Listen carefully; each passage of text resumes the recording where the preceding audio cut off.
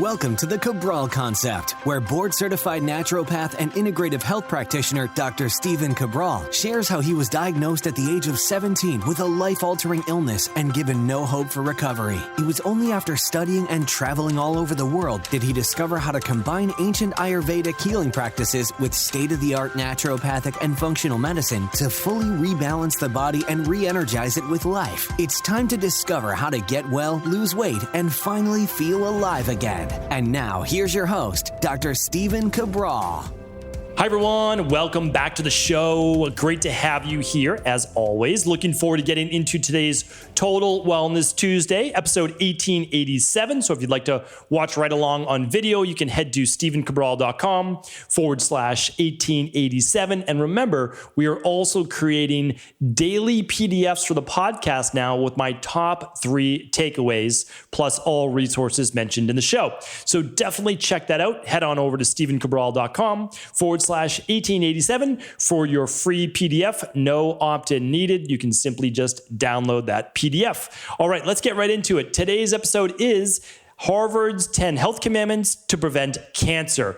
So I was reading, that I love doing my research and literally every single day, I'm looking for new studies that I think absolutely do apply for you and your family. And so, if we're talking about preventing cancer, this is something that I always talk about. This is really important to me because the top 3 causes of death, or let's go top 4 causes of death, are heart disease, high blood pressure and stroke.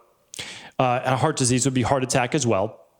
High blood pressure, stroke, type 2 diabetes, and cancer. Right? And those vary in order. Typically, it's heart disease and then cancer, stroke, high blood pressure, type 2 diabetes, and its complications.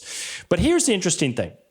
If we look at all 4 of those are all preventable diseases, meaning that nobody needs to have heart disease. You can talk all you want about hereditary issues related to heart disease. And I get it. There's a genetic component. When I was 17 and started doing all my blood work for the first time, I had low good cholesterol and high bad cholesterol as a 17-year-old. And I was eating well for the most part.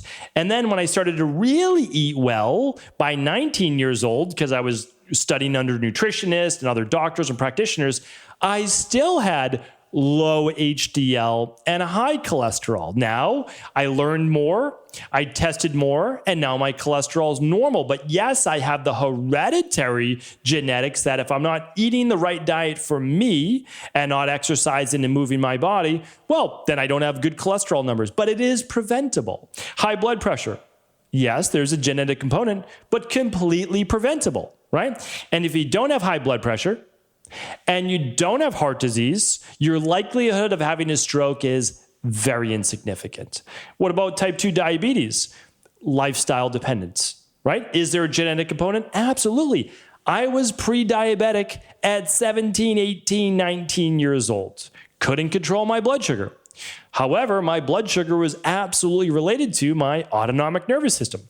Has anyone ever been told that by their doctor? Probably not, right? But once you learn these things, because there's more information out there than your medical doctor has. And once you say, okay, my medical doctor is smart, but there are also other things that they may not be telling me out there, right? And you can explore those. So you can fix all of those different things. And cancer, largely lifestyle, but there is certainly things outside of your control. So heart disease in your control, blood pressure in your control, type 2 diabetes in your control. Okay. Cancer, mainly in your control, but there's certainly some wild cards, right? Some people definitely genetically more predisposed, but again, we throw genetics out the window. We care about it, but we know that those genetics are reliant on epigenetics, and that's lifestyle dependent. Now, you don't always know, though, in this toxic world that we live in, what you're being exposed to. That's why I say cancer is the wild card. But we're going to do our best today to share with you 10 great commandments to live by to decrease your chances of being the 1 in 2 people by 2030 that gets some type of cancer. So now, if we eliminate all of these things, 75 to 80% chance, like that's your chances go up 75 to 80%. It doesn't go up by that. It goes up exponentially greater than that. But you now have a good 80% chance that you're going to live well into your most likely 80s, maybe even 90s. I mean, that's pretty impressive. If you just don't get heart disease, high blood pressure, and type 2 diabetes. Now, if you have any one of those three, work with a good integrative health practitioner, a good naturopathic doctor, someone that can help you to figure out the underlying root causes. And you know that myself and my team are always willing to help as well. But you don't need to work with us. You can work with a great integrative health practitioner or a local naturopathic doctor. If you'd like to work with us, you can simply check out the health coaching at equi.life. That's just equi.life. But let's talk about cancer here now. Okay, so my job is to make sure that you understand that you can prevent the majority of cancer that you could be affected by. And I'm going to go over the 10 commandments from Harvard right now that Harvard Research wrote up, Harvard University. And then what I'm going to do is also give you my tips along with theirs. So let's dive right into it. There are 10. So Harvard even says that 75% of all cancer deaths can be prevented. So we're saying now 3 out of 4 people can be prevented if you follow these 10 things. Pretty amazing. All right. Number one is that you can't smoke. You can't smoke. Tobacco and cigarettes are really bad. There's no doubt about it. The chemicals added to cigarettes are even worse than the tobacco. But you also shouldn't inhale smoke in any way, shape, or form. So I don't believe, not only do I not believe, we're finding more and more good research that vaping or smoking any type of smoke, marijuana, etc., into your lungs can cause cancer. Why? Smoke is a carcinogen. When you smoke foods, it's a carcinogen, right? You're adding, we'll talk about that in a one coming up in just a moment. But you can't inhale smoke, okay? Now, every once in a while you inhale some smoke, you're going to be okay. Right? You're going to use your detox system that's naturally here for us. You can be okay. But if you're inhaling it on a daily basis or a couple times a week, not a good thing. So secondhand smoke, smoking cigarettes, vaping, which is horrible for you because of all the different chemicals that they put in vapes, is something that, again, you have to teach your children about, and anyone that is vaping because they think it's healthier for them, it's not okay. It's honestly the chemicals that are inside of all those different flavored vapes is horrible for you. It really is. It could be worse than cigarettes. But again, we don't want to draw straws here. Smoke in all forms, don't inhale it. It's the easiest way not to get cancer. It's number one, because if you are a smoker, you're massively increasing the reactive oxygen species inside your body. You're creating massive oxidative stress. Besides all the other things it does to your body, like it does help work to create heart disease and high blood pressure, etc., smoking can also cause cancer. All right, that's hopefully a given. So if you smoke, please do your best through hypnotherapy, through any different type of smoking cessation program to help you to stop. Number 2, well, if stopping smoking is number 1, eating right is number 2. But most people say, well, I eat pretty well. Well, let's talk about it. I did a whole podcast, which we're going to link up here today. Head over to stevencabral.com/1887. So I did a whole podcast on the only anti-cancer diet in the world that we know about. A lot of people right now doing low carb, high fat, high protein, high fat, high protein, low carb, all sorts of different programs. The only one that we know that naturally produces health and also cuts down on those top 4 causes of death is a higher produce diet. And again, I can't go all in on that today because today is the top 10. But I will link it up for you today. Definitely share that one with friends and family, and I'll link everything up today at episode 1887. Okay, so here's the thing. What's high produce? Fruits and vegetables, higher fiber, bright colors. Think about this. On a daily basis, do you eat anything red? Do you eat anything orange? Do you eat anything yellow? Do you eat anything blue? Do you eat anything purple? Right? Do you eat a lot of different greens? Because if you don't, You're not getting all of those flavonols and antioxidants that I spoke about actually not too long ago, that the human body needs about 400 milligrams of flavonols a day. And that helps to cut back on a lot of these specific issues. All right, I'm going to link that one up today too. So we've got a few podcasts that we're going to link up to, and that one is on flavonols. I'll have my team link that up.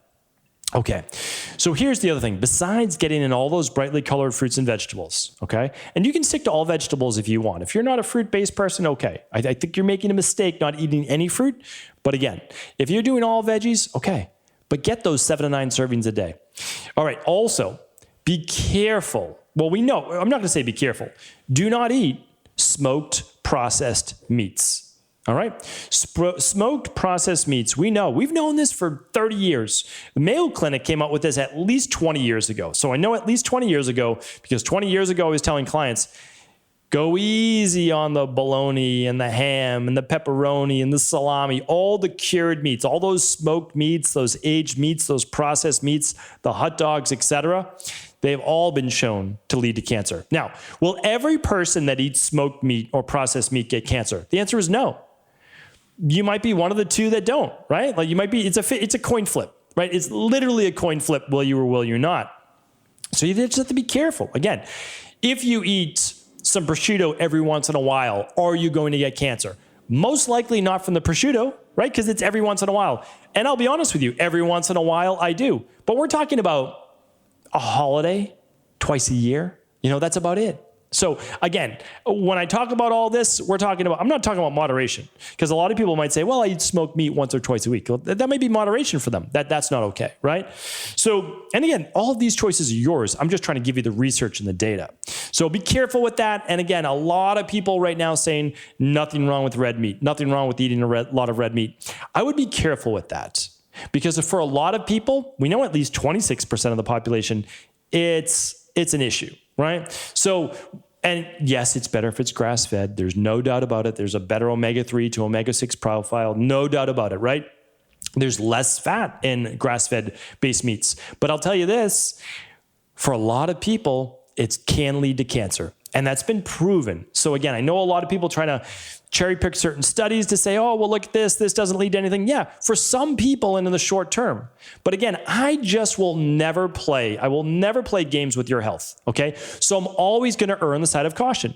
Do I eat some red meat? The answer is yes. The answer is yes. Do I eat it more than once or twice a month? The answer is no, right? So I try, the very most I might have it once a week, and that's the very most. And the reason is I'm just trying to err on the side of caution.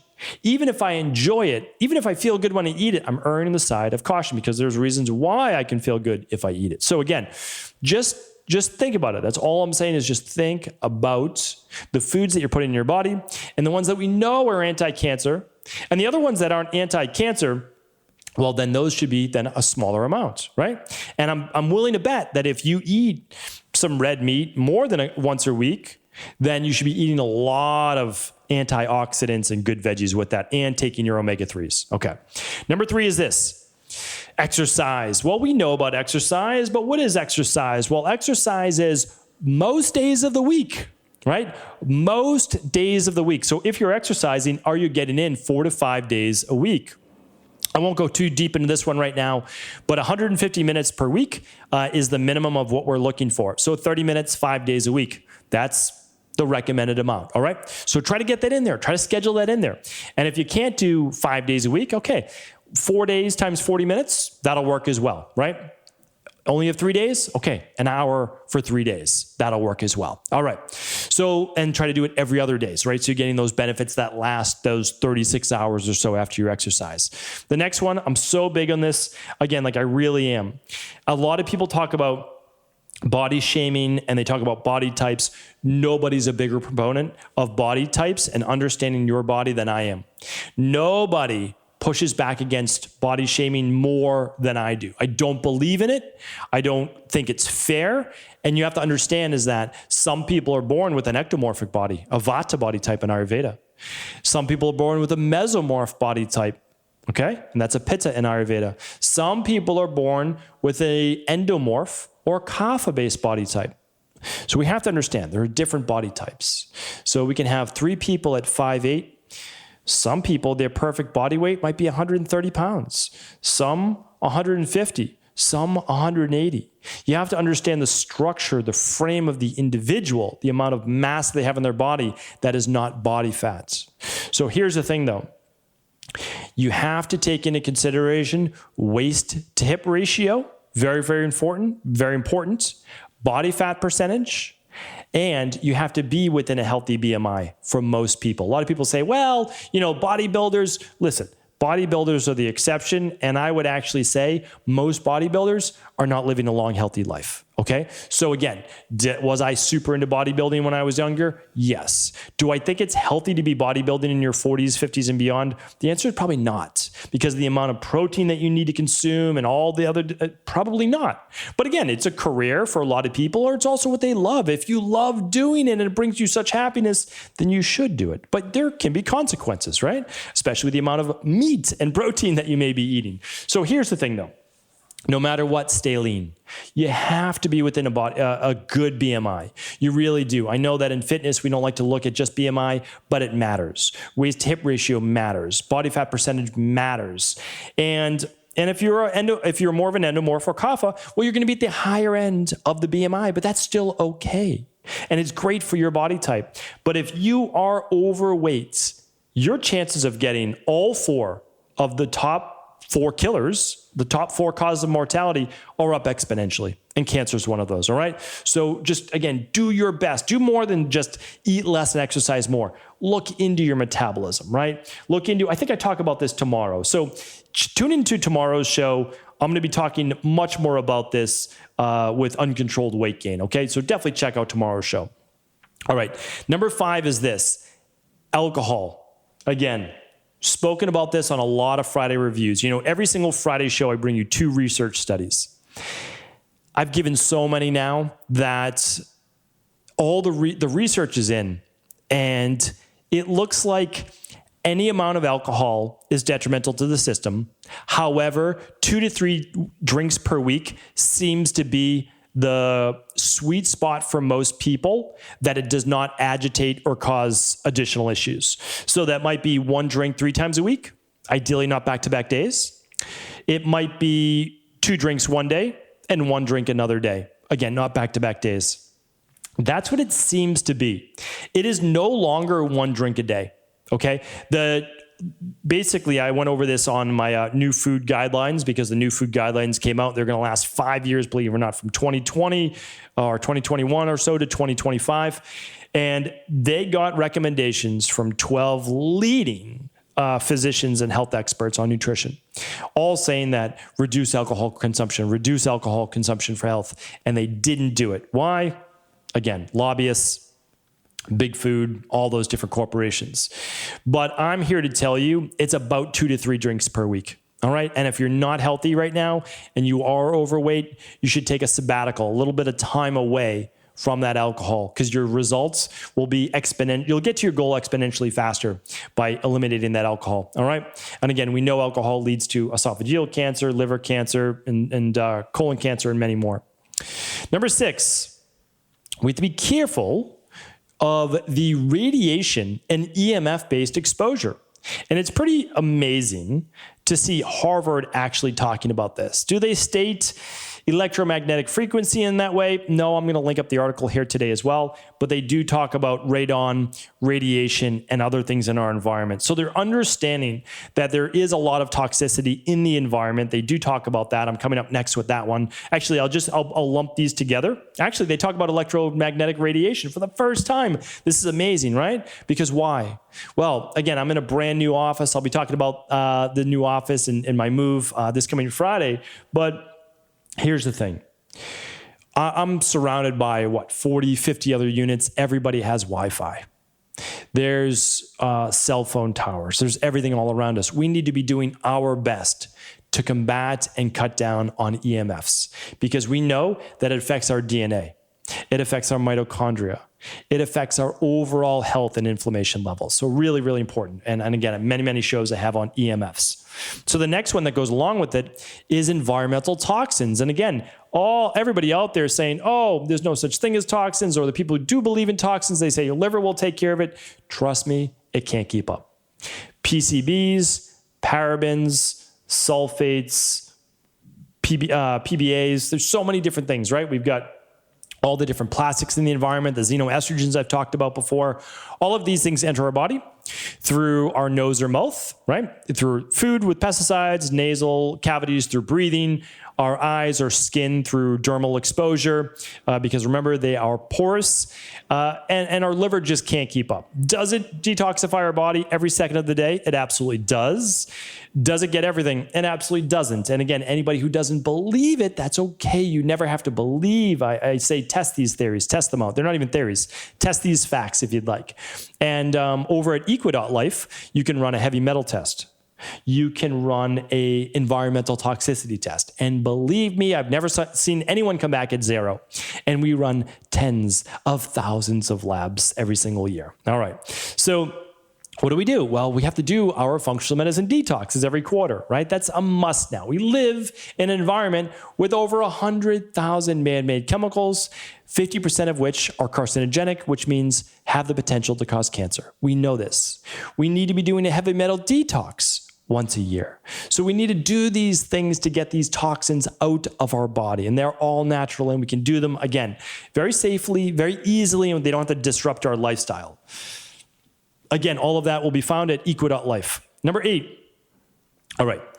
Being careful with sexually transmitted diseases. We've got the human papillomavirus. We've got HRV. We've got different hepatitis-based viruses, infections that can increase our likelihood of cancer. Okay? So we want to be careful of that. This is, again, contaminated needles, unprotected sex, etc. So let's also be careful of that and just make sure that we are being screened for these things with simple blood tests annually with our doctor.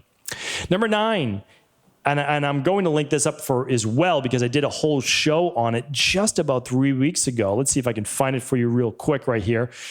I'm terrible at looking back. There it is, though. 1838, new discovery on cancer and your sleep clock. It is not enough to be getting 8 hours of sleep a night. You need to be getting the right type of sleep at the right time of the day. I'm going to be linking that up for you, but do make sure to look at the connection between sleep and cancer. If you don't get enough sleep, you're going to have higher levels of blood sugar, most likely. It's going to cause you to gain weight. You're going to have more inflammation. Hormones are going to be thrown off. And it's going to lead to all of these preventable-based diseases, including cancer. The last one, it's a double-edged sword. We need enough vitamin D. Okay? Vitamin D has been shown to help prevent cancer. Why? Well, because it boosts your immune system. It actually helps lead to a level, balanced immune system. A balanced immune system helps us to kill cancer cells all day long throughout the day, right? That's the great thing. Now, the best way to get your vitamin D is through sun. I just moved somewhere sunny for a couple months. So what am I going to do? I'm going to get safe amounts of sun. You don't want to get a sunburn. A sunburn over and over and over can lead to cancer. Okay? We don't want that, right? But safe sun exposure, where you don't get a sunburn, but you get a tan, allows you to get vitamin D naturally. However, most people don't maintain a tan all year round, which is why they use vitamin D. I use vitamin D. I use 4,000 IUs, which is simply 4 drops of our liquid vitamin D over at Equi.life. And then my daily nutritional support supplement has 400 IUs. So I get 4,400 a day. That seems to keep me right in the sweet spot between 50 and 70 on my blood work. And my numbers are usually between 57 and 64 consistently. So that's what we need to do. Those are the big 10 from Harvard. You've heard me talk about intermittent fasting before. All of those things are great, but these are basically things that you need to stay away from, right? So it gave you the big 10, we'll call them, the 10 commandments from Harvard University that I wholeheartedly agree with, that we need to make sure that we are protecting ourselves against, and of course, trying to help all of those around us that we can as well. Whether it's a loved one, family member, community, coworkers, you name it, always do feel free to share this information with anyone you believe it could serve. Take care of everyone. I'll link up all those previous podcasts for more information and the Harvard article at stephencabral.com/1887. Take care. Thanks so much for tuning into the show. And before you go this week, coming off of our functional medicine detox, I want to make sure that you are set up for success for the next 12 weeks. This is why we are offering 20% off for life. That means 20% off each and every month, 2 of our most popular protocols. That is the Daily Foundation Protocol Level 2 or Level 3, and that is your daily nutritional support, your 22 organic fruits and vegetables in the daily fruit and vegetable blend, your omega-3s, your daily probiotic, and if you do Level 3, your daily digestive enzyme. That means you're going to be covered. You're going to get all of your vitamins, all of your minerals. You're going to get your detox factors. You are going to get your 15 grams of hypoallergenic vegan-based protein with all the amino acids in it. You're going to be getting 22 different fruits and vegetables every day in that greens or rainbow colored powder. You are also going to be getting the omega-3s that you need to keep your body healthy and with balanced levels of inflammation. You're going to be getting your 50 billion low histamine probiotics on a daily basis, plus that daily digestive enzyme to help you break down your food that much better and reduce the bloating. So that is our Daily Foundation Protocol Level 2 or Level 3. I do Level 3 every single day. I don't miss a day.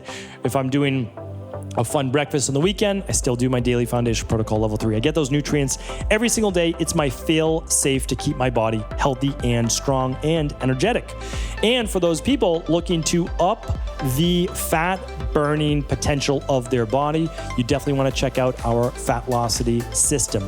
It is the first ever day and night 24-hour fat burning system backed by science. That means this is not conjecture, it's not hearsay, it's not hype.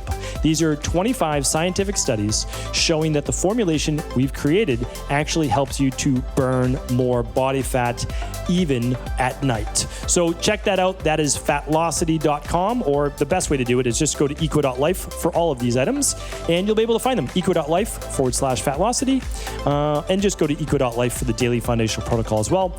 While supplies last, that means all this week actually. Yeah, so this is unlimited. So this is not while supplies last, but it does end on April 11th. Okay, so this offer is good through April 11th. You can actually save 20% for life by signing up for a subscription for Daily Foundation Protocol Level 2 or Level 3 or Fatlocity. Check it out over at equa.life, and of course, let us know if you have any questions.